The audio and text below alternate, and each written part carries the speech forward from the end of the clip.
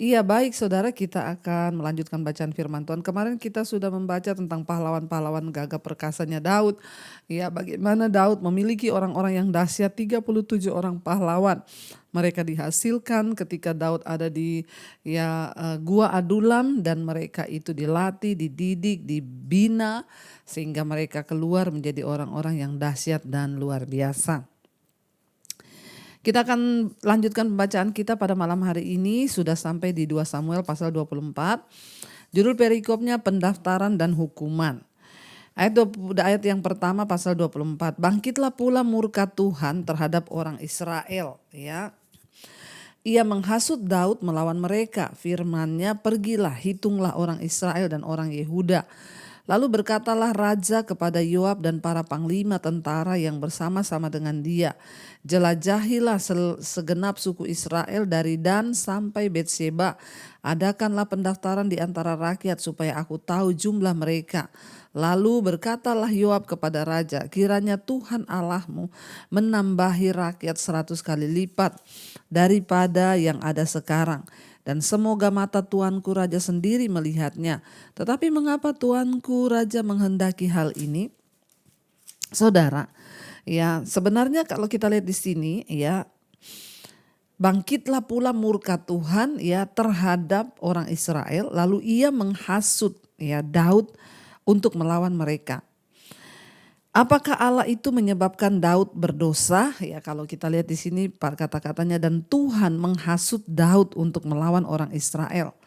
Ya, lalu Tuhan berfirman, suruh Daud untuk pergi menghitung jumlah orang Israel. Ya, apakah Allah ya menghasut Daud untuk melakukan dosa? Ya, kita tahu bersama bahwa Allah tidak pernah menyebabkan manusia berdosa. Tetapi dia membiarkan orang-orang berdosa menyingkapkan keberdosaan hati mereka melalui tindakan-tindakan mereka. Allah memberikan kesempatan kepada Daud untuk menangani kecenderungan nasional yang mendatangkan malapetaka, ya, bagi kerajaan Israel.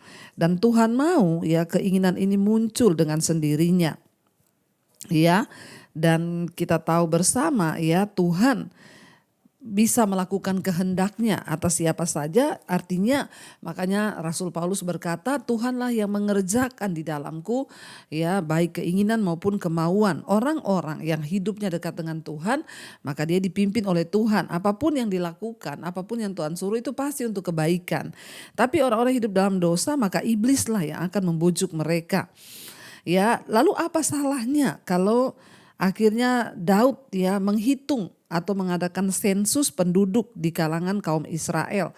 Ya, emang apa hubungannya gitu ya? Akhirnya Tuhan suruh Daud menghitung jumlah sampai akhirnya Yoab bertanya, kenapa Tuanku melakukan hal ini?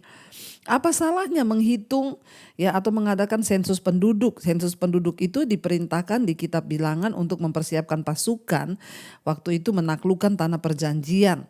Ya, sensus itu penting, ya, dan wajib, ya, untuk, ya, mengetahui jumlah atau kekuatan sebuah pasukan atau negara. Ya, dan juga wajib militer atau pengerahan tenaga, ya, menjadi tentara itu perlu dilihat dari sensus.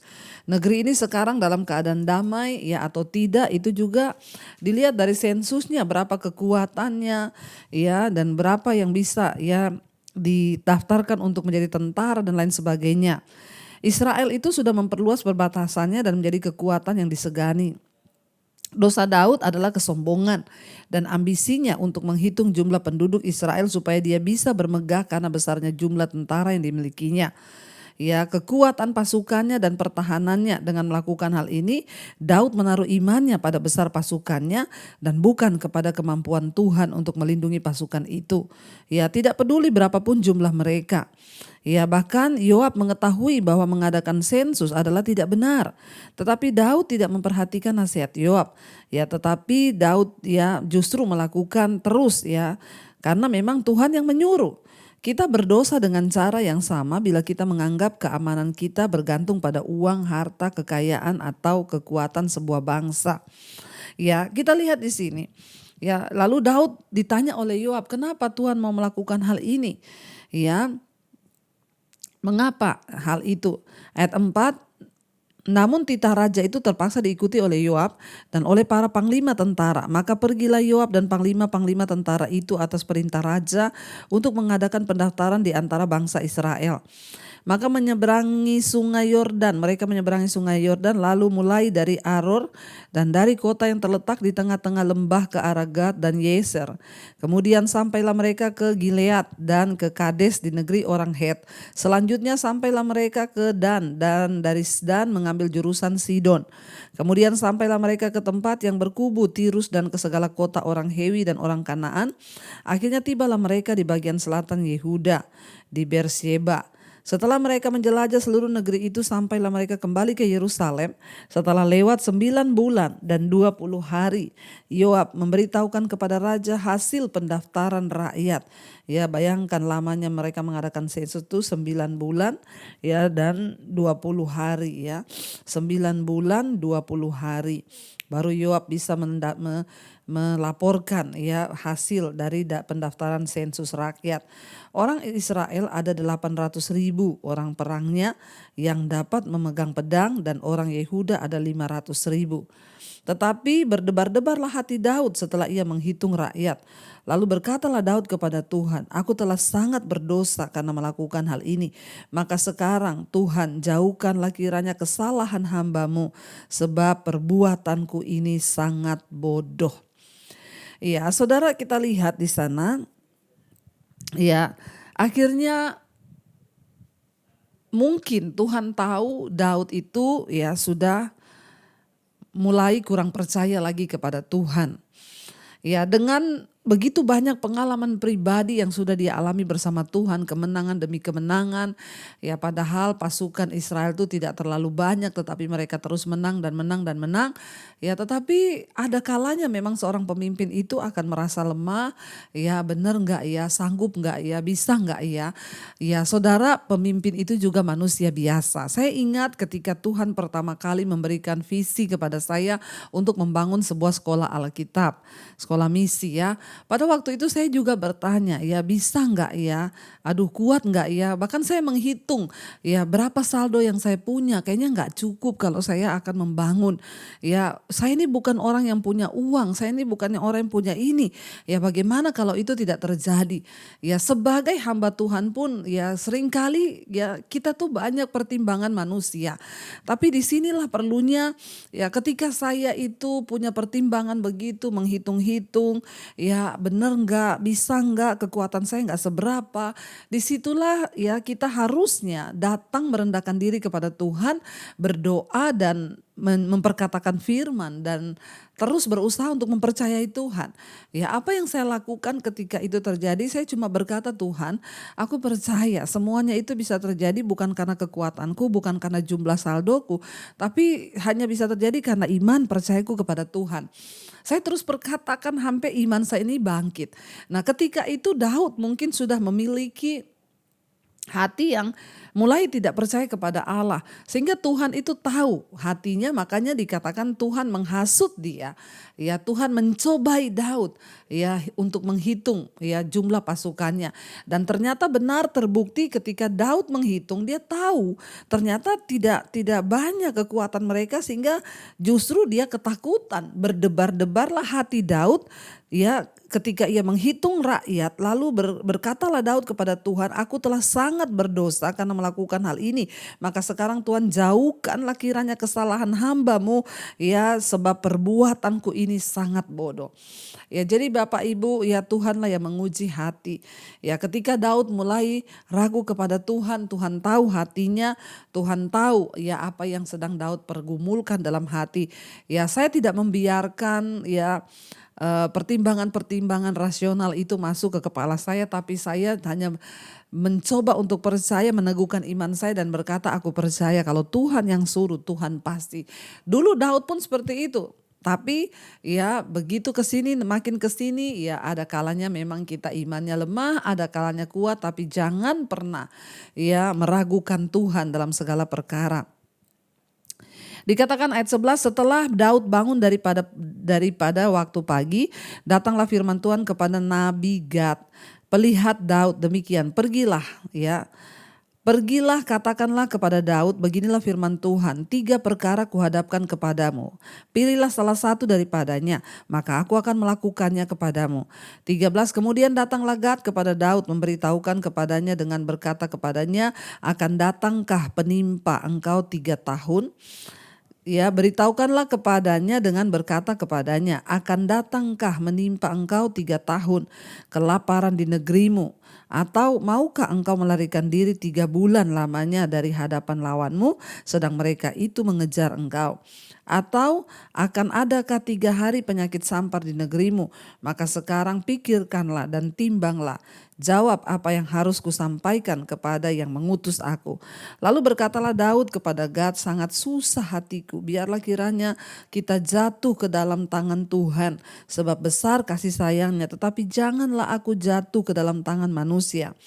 Jadi Tuhan mendatangkan penyakit sampar kepada orang Israel dari pagi hari sampai waktu yang ditetapkan, maka matilah dari antara bangsa itu dari Dan sampai Berseba 70.000 orang.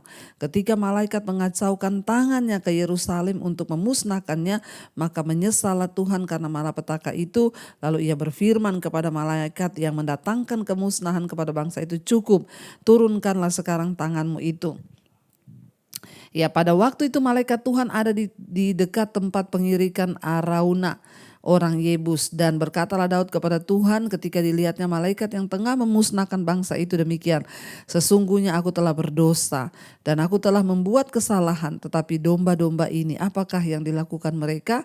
Biarlah kiranya tanganmu menimpa aku dan kaum keluargaku. Saudara, ya, baik Daud maupun orang-orang Israel sama-sama bersalah karena berdosa. Dosa Daud adalah kesombongan, tetapi Alkitab tidak mengatakan mengapa Allah marah terhadap bangsa Israel. Mungkin karena mereka mendukung pemberontakan yang dilakukan Absalom. Ya, atau mungkin karena mereka menggantungkan keamanan mereka pada kekuatan militer dan kekayaan finansial dan bukan lagi kepada Allah. Seperti yang dilakukan Daud. Allah berurusan dengan seluruh bangsa Israel melalui hidup Daud yang memberikan contoh tentang dosa kesombongan nasional. Allah memberi Daud 3 pilihan masing-masing dalam bentuk hukuman yang pernah Allah beritahu kepada bangsa itu. Ya, bahwa mereka akan mengalaminya kalau mereka tidak mematuhi hukum-hukum Tuhan. Ya, dan dengan bijaksana akhirnya Daud memilih hukuman yang berasal yang langsung dari Allah. Daud tidak mau ya yang dari tangan manusia. Dia mengetahui betapa brutal dan kejamnya manusia dalam perang, dan dia juga mengetahui belas kasihan Tuhan itu luar biasa. Ya, bila kita berdosa, ya kembalilah kepada Tuhan, saudara, ya. Mendapatkan hukuman dari Tuhan itu jauh lebih baik daripada kita menerima ya hukuman yang dari manusia atau karena kebodohan kita ya tanpa Tuhan.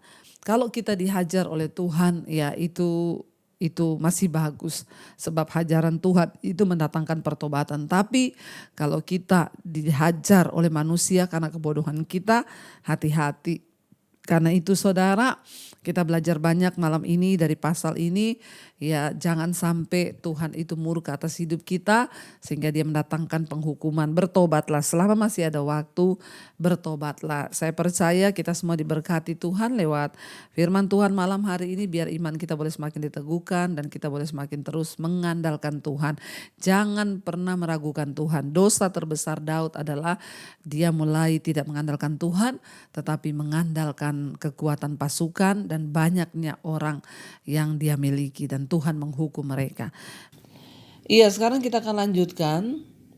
Ya, 2 Samuel pasal 24 ayat yang ke-18. Mesbah didirikan dekat Yerusalem, tulah berhenti. Nah, pada hari itu datanglah Gad kepada Daud dan berkata kepadanya, pergilah, dirikanlah mesbah bagi Tuhan di tempat pengirikan Arauna orang Yebus itu. Lalu pergilah Daud sesuai dengan perkataan Gad, seperti yang diperintahkan Tuhan. Ketika Arauna menjenguk dan melihat raja dengan pegawai-pegawainya mendapatkannya, pergilah Arauna keluar lalu sujud kepada raja dengan mukanya ke tanah. Bertanyalah Arauna, mengapa tuanku raja datang kepada hambanya ini? Jawab Daud, untuk membeli tempat pengirikan ini daripadamu, dengan maksud mendirikan mezbah bagi Tuhan, supaya tulah ini berhenti menimpa rakyat. Saudara, ya banyak orang beranggapan bahwa ya tempat pengirikan Daud yang mendirikan mezbah ini adalah lokasi di mana Abraham hampir mengorbankan anaknya. Ya, jadi itu perkiraan banyak ya para ahli dan peneliti bahwa tempat di mana Daud membeli tempat pengirikan Arauna ini adalah tempat di mana dulu Abraham hampir mempersembahkan anaknya Ishak. Setelah Daud mati, akhirnya Salomo membangun bait Allah di tempat ini. Berabad-abad kemudian, Yesus mengajar dan berkhotbah di tempat ini. Jadi, ya akhirnya Daud membangun sebuah mezbah, ya. Dia mendirikan ya mezbah di dekat Yerusalem. Ya, dia membeli satu tempat milik Arauna dan dia mendirikannya di sana mezbah bagi Tuhan, supaya tulah yang terjadi di Israel itu berhenti. Lalu di sana dikatakan, ya kita melihat memang sejak pemerintahan Daud, sejak pertama kali orang-orang Israel masuk tanah perjanjian di bawah pimpinan Yosua, mereka berusaha keras untuk menyatukan bangsa itu dan menghalau penduduk-penduduk yang jahat. Dan sekarang ya setelah lebih dari 400 tahun, Israel akhirnya hidup dalam damai. Daud melaksanakan apa yang tidak pernah dilakukan oleh seorang pun pemimpin ataupun hakim ataupun raja sebelum dia. Pemerintahannya dijalankannya berdasarkan prinsip dan dedikasinya kepada Tuhan demi kesejahteraan bangsa Israel. Tetapi Daud juga berdosa akan hal itu, tetapi walaupun dia berdosa, Alkitab menyebut Daud orang yang berkenan di hati Tuhan. Kenapa?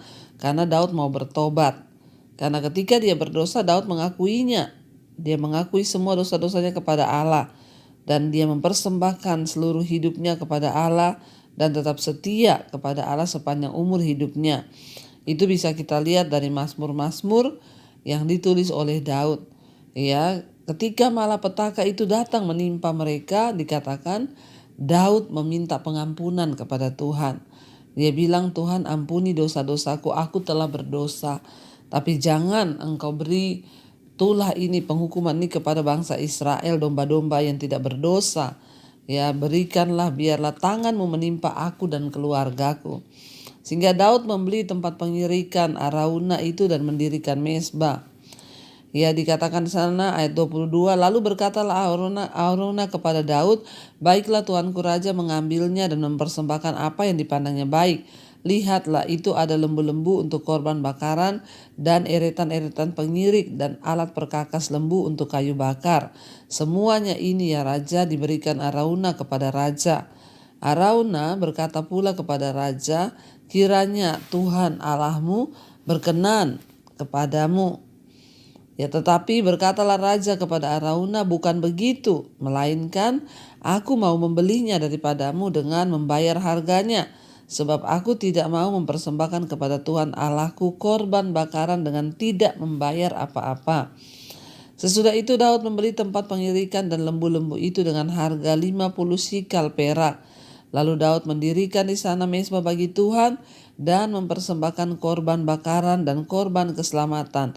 Maka Tuhan mengabulkan doa untuk negeri itu dan tulah itu berhenti menimpa orang Israel. Kita lihat saudara, apa yang membuat hati Tuhan tergerak sehingga tulah itu berhenti? Hanya satu, sikap pertobatan kita. Sebesar apapun dosa yang kita lakukan, semurka apapun Tuhan, waktu Tuhan melihat hati seseorang itu bertobat dan mau berbalik lagi kepada Tuhan, maka Tuhan akan menyesal. Saudara, tidak ada dosa yang terlalu besar yang tidak bisa diampuni oleh Tuhan asalkan kita mau bertobat. Masalahnya banyak orang itu melakukan dosa tapi tidak mau bertobat, tidak mau mengaku, masih menyembunyikan dosa-dosa itu. Ya, kita berdoa hari ini kepada Tuhan, apapun dosa yang kita lakukan, mari saudara, tidak ada jalan keluar lain yang lebih baik selain kita mengakunya, bertobat di hadapan Tuhan dan meninggalkan dosa itu.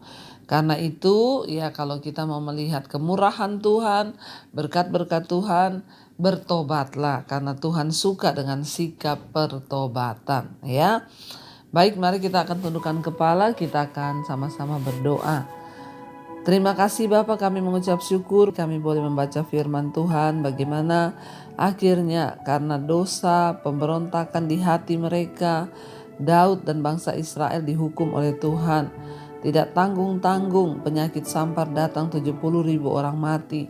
Tetapi Daud bertobat, dia mendirikan mezbah, lalu dia mempersembahkan korban dan meminta pengampunan dari Tuhan, sehingga tulah itu akhirnya berhenti. Kami berdoa Tuhan, hari ini Engkau melihat hati kami kalau ada dosa yang masih kami simpan dalam hati, pikiran, dan perkataan kami, seluruh perbuatan hidup kami. Tuhan, ampuni kami, sucikan dan kuduskan kami. Kami mau bertobat, meninggalkan dosa itu dan kembali kepada Tuhan.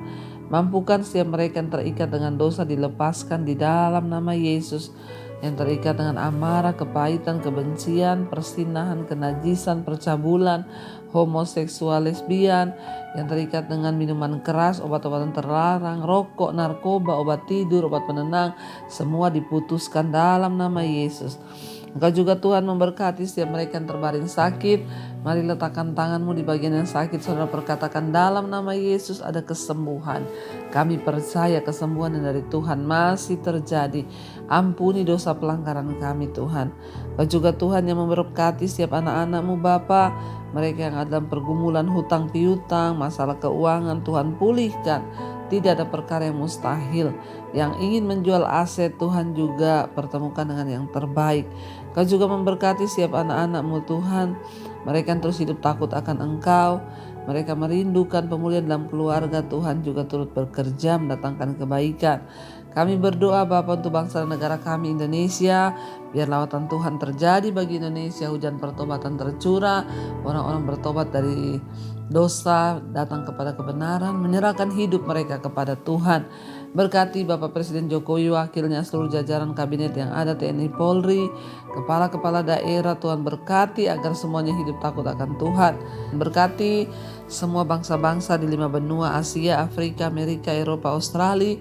Lawatan Tuhan terjadi, tercurah, dan mereka Tuhan semua boleh dipulihkan. Pertobatan terjadi di antara bangsa-bangsa. Terima kasih Bapak. Kami membuka hati dan tangan kami untuk menerima berkat Tuhan. Karena itu Bapak Ibu, turunlah kiranya berkat, rahmat, anugerah dari Allah Bapa, cinta kasih Tuhan Yesus Kristus, penyertaan Allah Roh Kudus melimpah atas hidup kita mulai hari ini bahkan sampai kali yang kedua.